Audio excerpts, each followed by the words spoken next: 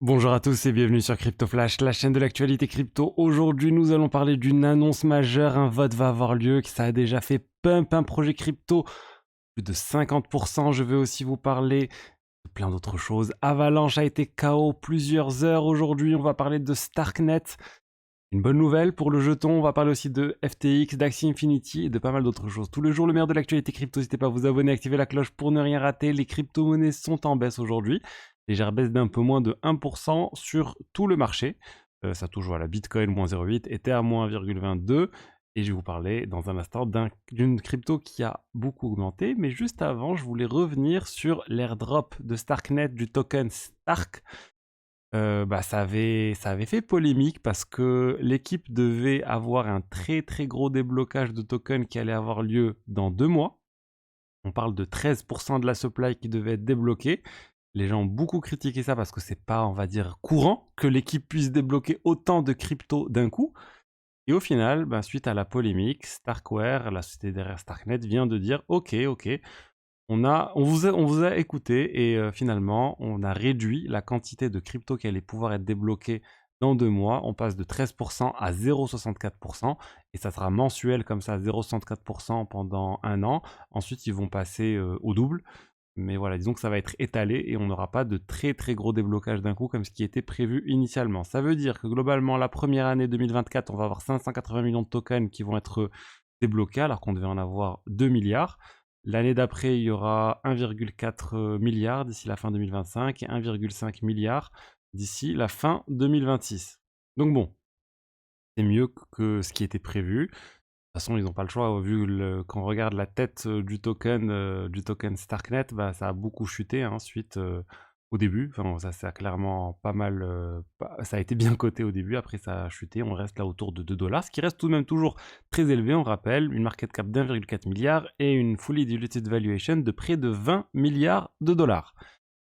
Ensuite, on va parler d'Avalanche. La blockchain Avalanche a été KO aujourd'hui pendant 4 heures. Je parle de la C-Chain, la blockchain principale, on va dire, sur Avalanche.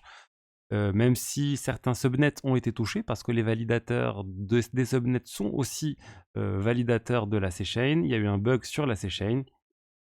Et voilà, ça a été corrigé heureusement après 4 heures. C'était un bug logiciel. C'était pas lié à une surcharge du réseau causée par les inscriptions autres. C'était vraiment un bug logiciel qui a été corrigé, heureusement, assez rapidement, même si 4 heures c'est quand même long dans l'écosystème des blockchains. Et c'est la première fois vraiment dans l'histoire d'Avalanche qu'on observe un bug technique comme ça qui cause l'arrêt de la blockchain pendant plusieurs heures. Il y a eu un peu léger bug il y a quelques années, mais rien vraiment de similaire du niveau des bugs qu'il y a eu sur Solana, par exemple, dernièrement. Il y a eu un bug de 5 heures sur Solana. Et Avalanche aussi est touché par les problématiques logicielles du code d'Avalanche. Ensuite, je vous ai dit une annonce majeure qui a fait pump le token, regardez, 52% en moins de 24 heures. Qu'est-ce qui s'est passé? C'est le token Uniswap, ce projet de finance décentralisée que tout le monde connaît, cet exchange décentralisé leader sur le marché des exchanges décentralisés, pouvoir acheter des jetons sur plein de blockchains différentes. Il vient de pump 52% de hausse. Pourquoi cette hausse? Parce que la fondation Uniswap vient de faire une proposition pour activer le fee switch. C'est quelque chose dont on parle depuis très longtemps, le fee switch, c'est-à-dire le fait d'autoriser les détenteurs du token Uni à toucher une partie des frais qui doivent être prélevés sur le protocole Uniswap à chaque trade, par exemple. C'est quelque chose qui n'était pas activé jusqu'à maintenant. Quand on détient le token Uni, on n'a droit à rien pour le moment. Vous avez juste le droit de voter avec ce token.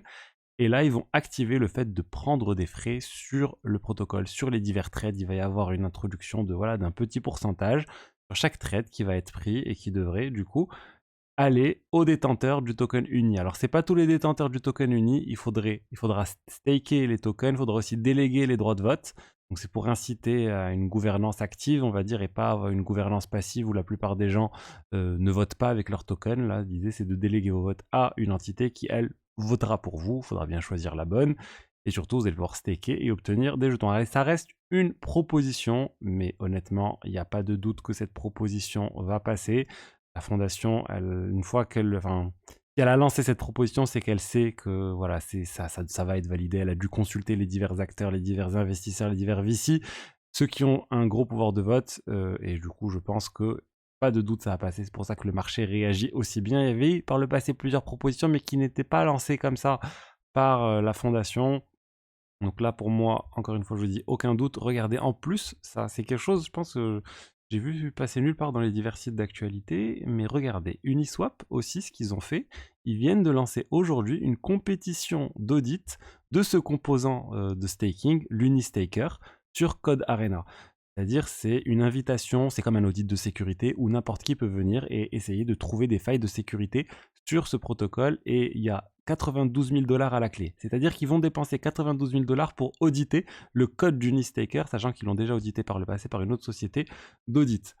Donc pour moi, voilà, ils sont pas en train de dépenser de l'argent pour rien. S'ils savaient pas que ça allait passer, ils ne l'auraient pas audité avant, voilà, dès maintenant, on va dire. Donc je pense que ça a passé, le marché répond très bien à ça.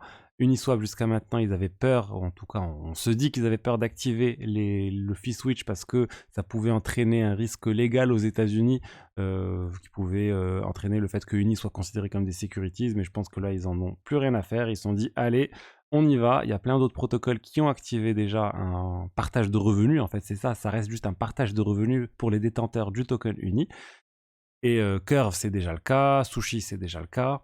Et voilà, maintenant autour d'Uniswap. Et tant mieux, honnêtement, moi, ça m'énerve de voir des tokens de gouvernance qui n'ont absolument aucune utilité si ce n'est voter. Je préfère un token de gouvernance qui a aussi une composante de partage de revenus. C'est beaucoup plus sain et ça génère du rendement aussi. Je trouve ça très très intéressant et tant mieux qu'Uniswap fasse tout ça. Et d'ailleurs, si vous voulez générer du rendement, j'ai un lien dans la description pour une vidéo gratuite, 45 minutes, pour vous apprendre à générer du rendement. On parle de plein de choses, de staking, etc. Vous trouverez tout ça dans la description. Ensuite, on va parler de FTX. FTX a enfin le droit de vendre sa participation dans Anthropic, la société qui est derrière l'intelligence artificielle Claude. Anthropic, FTX avait investi 500 millions de dollars dans cette société. Depuis, la valorisation d'Anthropic a explosé. Et là, la part de FTX vaut environ 1 milliard de dollars. Le juge vient de les autoriser à vendre cette part. Ils vont du coup vendre ces actions.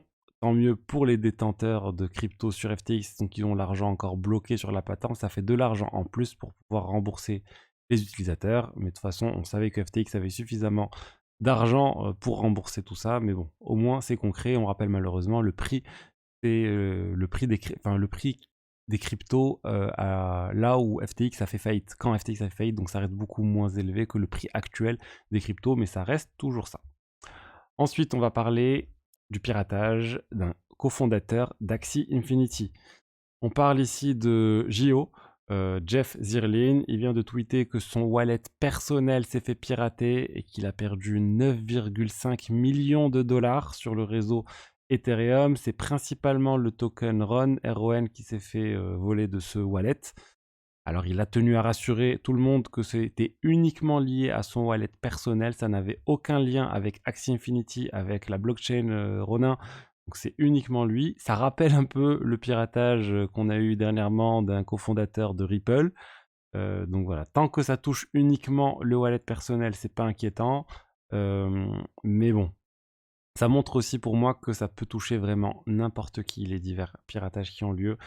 Si ça peut toucher le cofondateur de Ripple, le milliardaire, si ça peut toucher Gio qui a quand même créé Axie Infinity, dites-vous que ça peut toucher vraiment n'importe qui. Ça arrive à tout le monde, ça peut arriver à tout le monde. Un seul petit moment d'inattention et vous pouvez potentiellement tout perdre. C'est pour ça qu'il faut veiller pour ne pas mettre toutes ces cryptos dans un même wallet. J'espère que c'était pas son wallet principal, mais je n'en doute pas.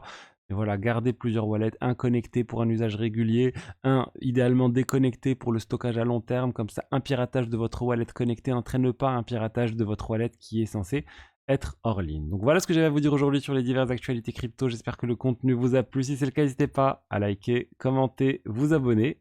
Et je vous dis à demain pour la suite. Au revoir.